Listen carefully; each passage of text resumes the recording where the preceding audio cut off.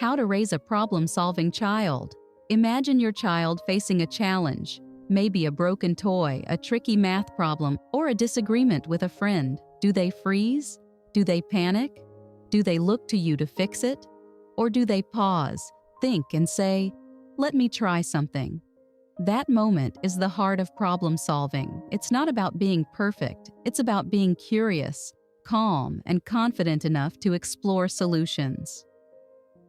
Welcome to Seeds of Tomorrow.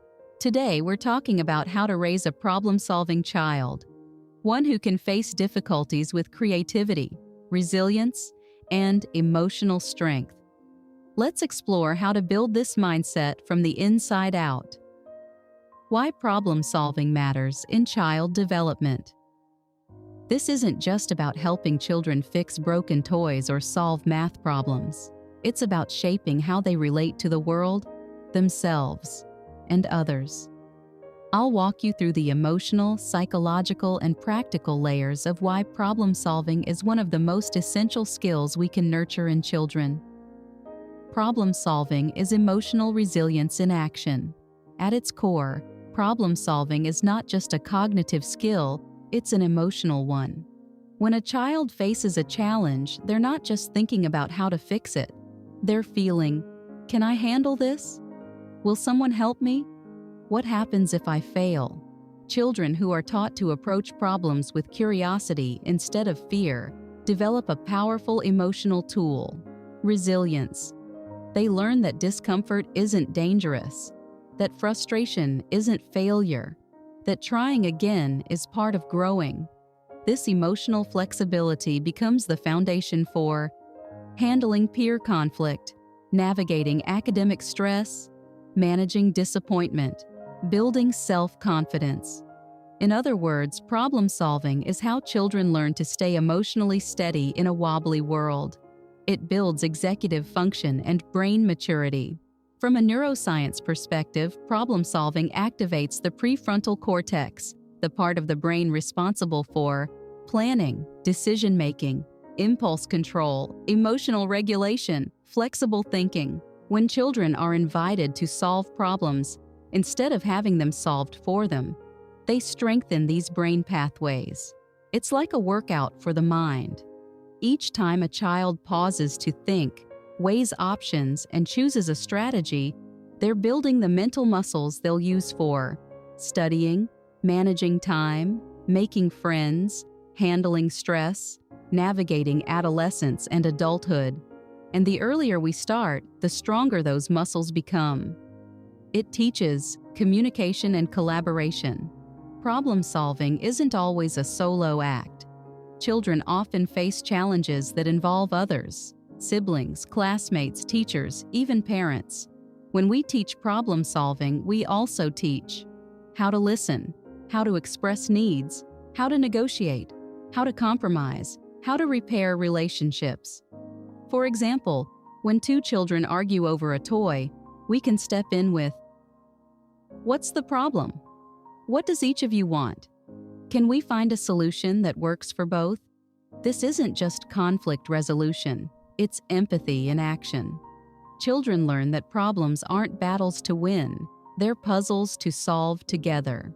It builds independence and self-efficacy. One of the most powerful gifts we can give a child is the belief, "I can figure this out." This is called self-efficacy, the belief in one's ability to solve problems and influence outcomes. Children with high self-efficacy try new things, take healthy risks, bounce back from failure, feel confident in unfamiliar situations. On the flip side, children who are constantly rescued or corrected may learn, "I can't do this without help. I'm not good at figuring things out. Mistakes mean I'm bad." So when we step back and say, "What do you think we should try?" we're not abandoning them, we're empowering them. We're saying, "I trust your brain. I trust your heart. Let's see what you come up with." It encourages creativity and flexible thinking. When a child faces a challenge, they learn to think outside the box, try different approaches, use materials in new ways, combine ideas from different places, This kind of thinking is essential for innovation, artistic expression, scientific discovery. Everyday life. For example, a child who wants to build a fort but doesn't have blocks might use pillows, chairs, and blankets. That's problem solving. That's creativity. That's flexible thinking. And it starts with the freedom to explore, not the pressure to get it right. It strengthens the parent-child relationship. Here's something tender. Problem-solving moments are connection moments. When a child brings you a problem, whether it's a broken toy or a broken heart, they're saying, "I trust you to help me think. I feel safe enough to struggle in front of you." And when you respond with calm, curiosity, and collaboration, you're saying, "I'm here. I believe in you. Let's figure it out together." This builds emotional safety. It builds trust. It builds a relationship where the child knows they're not alone, even when things feel hard. So the next time your child says, "I don't know what to do," pause, smile, and say, "Let's figure it out together." Because in that moment, you're not just solving a problem, you're planting a seed for resilience, for confidence, for lifelong growth. How to build a problem-solving mindset in children. Raising a problem-solving child isn't about teaching them to be perfect. It's about helping them feel safe enough to try, fail, reflect, and try again. This mindset isn't built overnight. It's shaped in the quiet moments, when a toy breaks, when homework feels hard, when a sibling grabs the last cookie. It's shaped by how we respond, how we guide, and how we model our own problem-solving in everyday life. Let's walk through the foundational practices that help children develop this mindset, not just as a skill, but as a way of being. Normalize mistakes as part of growth. Children need to know that mistakes aren't dangerous. They're invitations to learn. When a child spills juice, forgets their homework, or builds a tower that topples, the way we respond matters deeply. Instead of saying, "Why weren't you careful? You should have known better," try, "Oops, that didn't go as planned. What can we try next time?" Mistakes help our brain grow. Let's figure it out together. This simple shift turns failure into feedback. It teaches children that they're not bad. They're learning, and that learning is messy, beautiful, and brave. Children who are allowed to make mistakes without shame become more willing to take risks, ask questions, and explore solutions. Model calm, problem-solving in everyday life. Children absorb more from what we do than what we say. So when you face a challenge, big or small, narrate your process. Let them hear your thoughts. Let them see your calm. For example, the internet isn't working. Let's check the router first. I'm not sure how to fix this, but I'll start by asking for help. I'm feeling frustrated, so I'm going to take a breath before I decide. This kind of modeling teaches children that problems are normal, that adults don't always have the answers, that calm thinking is possible, even when things go wrong. It also gives them a script to follow when they face their own challenges. Ask open-ended questions that invite thinking. Instead of jumping in with solutions, ask questions that spark curiosity. Try, "What do you think we could try? What's one small step we could take? What do you need to feel ready to solve this?" These questions do two things. 1, they shift the child from passive to active. 2, they build confidence in their own thinking. Even if their first idea doesn't work, they've practiced problem solving. And that's the goal, not perfection, but participation. Over time, children begin to ask themselves these questions. They internalize the process. They become their own guide. Break problems into manageable steps. Big problems can feel overwhelming, so teach your child to break them down. Use a simple framework. 1, what's the problem? 2, what are some ideas? 3, what's one thing we can try? 4, did it work? What can we adjust? You can even draw it out. Use arrows, boxes, or storyboards. Make it visual. Make it playful. For younger children, use toys or role play. For older children, use journaling or brainstorming. This teaches executive function, the ability to plan, organize, and reflect. It also reduces anxiety by making problems feel solvable. Celebrate effort, not just outcome. Children need to know that trying matters. That effort is valuable, even when the result isn't perfect. Say, "I love how you kept going. You didn't give up. That's amazing. Even though it didn't work, you learned something." This builds intrinsic motivation, the drive to keep learning, not just to win approval. It also helps children develop grit, the ability to persevere through difficulty.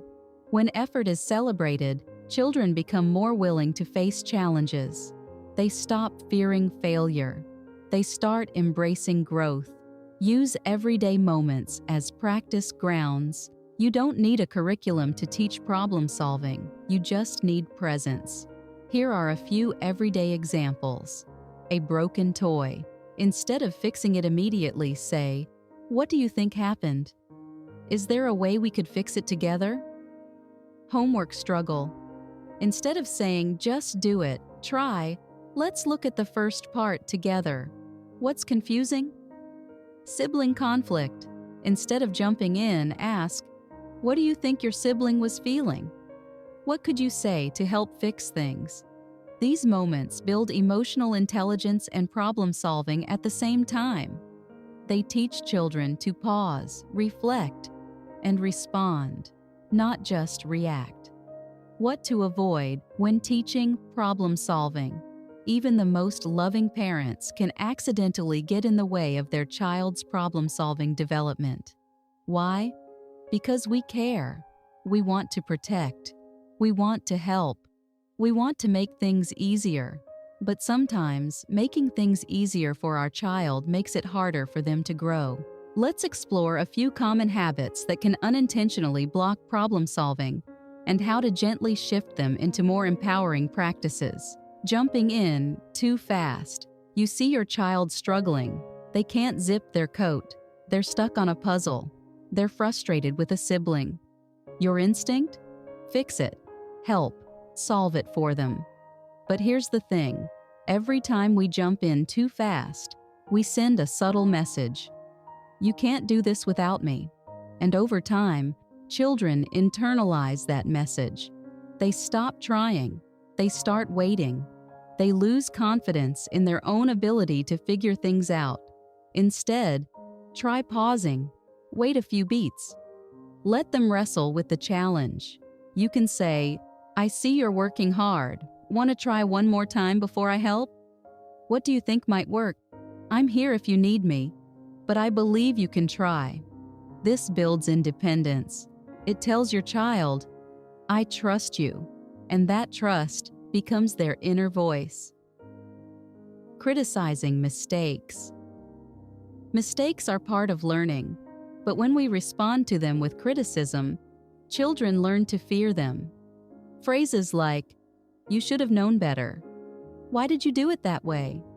"That was a silly choice." These don't teach, they shame, and shame shuts down the brain's ability to reflect, adapt, and try again. Instead, respond with curiosity. What were you thinking when you tried that? What did you learn from that mistake? What might you do differently next time? This builds emotional safety. It teaches children that mistakes aren't dangerous. They're invitations to grow. Overpraising outcomes. We all love to celebrate success. But when we focus only on the result, "You got an A," or "You won the game," we risk teaching children that only winning matters. This can lead to fear of failure, avoidance of hard tasks, perfectionism, fragile self-worth. Instead, celebrate the process. "I saw how hard you worked. You kept trying even when it was tough. You asked for help. That's brave." This builds grit It teaches children that effort is valuable, that growth matters more than gold stars, solving problems for them. It's tempting to be the fixer, to step in with the answer, to smooth the path. But when we solve problems for our children, we rob them of the chance to build their own thinking muscles. Instead of saying, "Here's what you should do. Try. What do you think might work? Want to brainstorm together? Let's make a plan. Your ideas first." This builds ownership. It turns the child into the driver, not just the passenger. And when they solve a problem on their own, the pride they feel is deep, lasting, and transformative. Using shame or sarcasm, sometimes, in moments of stress, we say things we don't mean. Phrases like, "Seriously? You can't figure that out? Wow, that was smart." With sarcasm, "You're hopeless." These words leave marks. They don't build problem solvers, they build self-doubt. If you've said these things before, you're not alone. You're human, and repair is always possible. You can say, "I was frustrated and I said something hurtful. I'm sorry." You deserve support, not sarcasm. Let's try again together. This models accountability. It teaches children that even grown-ups make mistakes, and that healing is part of the journey. How problem-solving strengthens the parent-child relationship. Problem-solving isn't just a skill, it's a shared experience. Every time your child faces a challenge and you respond with calm, curiosity, and support, you're not just teaching them how to think, you're showing them how to feel safe in struggle. You're saying, "I see you. I believe in you. I'm with you." And that message becomes the foundation of your relationship. Let's explore how these moments of challenge can become moments of connection. I trust you to try. When you invite your child to solve a problem, whether it's tying their shoes or navigating a friendship, you're giving them a powerful gift: trust. You're saying, "I believe in your ability to figure this out. I'm here if you need me, but I know you've got this." This builds self-confidence, but it also builds relational trust. Your child learns, "My parent sees me as capable. I don't have to be perfect to be supported. I can struggle and still be loved." That's the kind of trust that lasts a lifetime. We solve things together. Problem solving can be collaborative. It's not always about independence, it's about partnership. When you sit beside your child and say, "Let's think this through together. What are some ideas we can try? I'm curious what you think." You're modeling emotional safety. You're showing that problems aren't punishments, they're puzzles, and that love doesn't disappear when things get hard.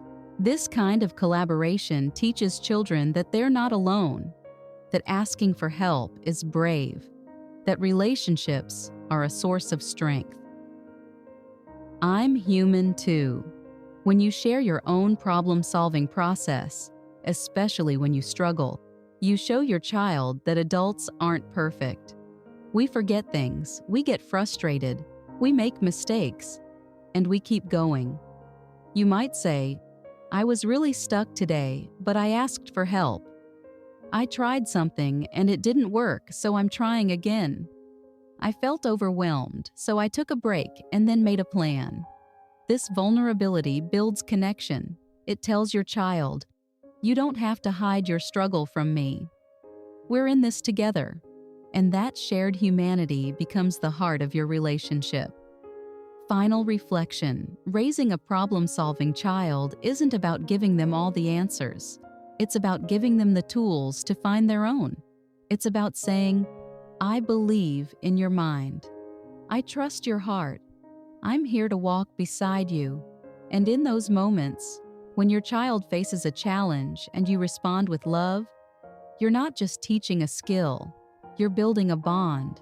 You're planting seeds of resilience, confidence, and connection. So the next time your child says, "I don't know what to do," pause, smile, and say, "Let's figure it out together." Because in that moment, you're not just solving a problem, you're raising a thinker, a feeler, a whole human. Thank you for spending this moment with us. If this message touched something in you, I invite you to subscribe to Seeds of Tomorrow. We're not just solving problems, we're nurturing thinkers, feelers, and future changemakers. Until next time, may your parenting be soft, your presence steady, and your child's spirit strong. See you in the next video.